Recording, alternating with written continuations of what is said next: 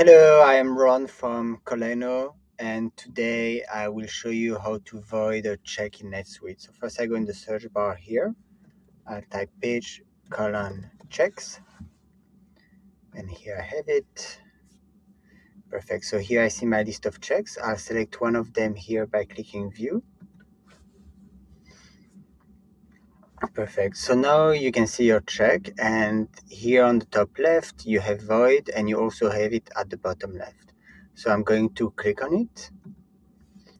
And so you see the voiding, the reversing journal entry to void the check.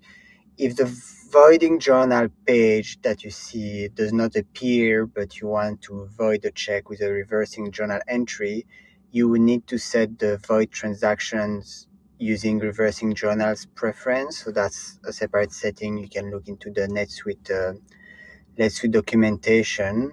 I'll leave a link for it into the description of this video. The system sets the check status to voided and records a journal entry with an opposite amount that cancels out the general ledger impact of the check. If you are voiding this check without a reversing journal entry, the system sets the status to voided and sets the transaction amount to 0.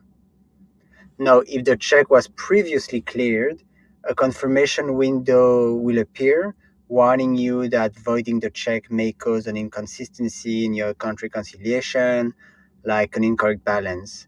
The check then becomes unreconciled if previously reconciled, and the check is unmatched or has its cleared status removed. So that's a lot of information. Feel free to rewind and re-listen to what I just said. But basically here you can see the voiding journal entry. You change the date, the posting period, the memo, the entry. Here you can see the line items. And then I just click save.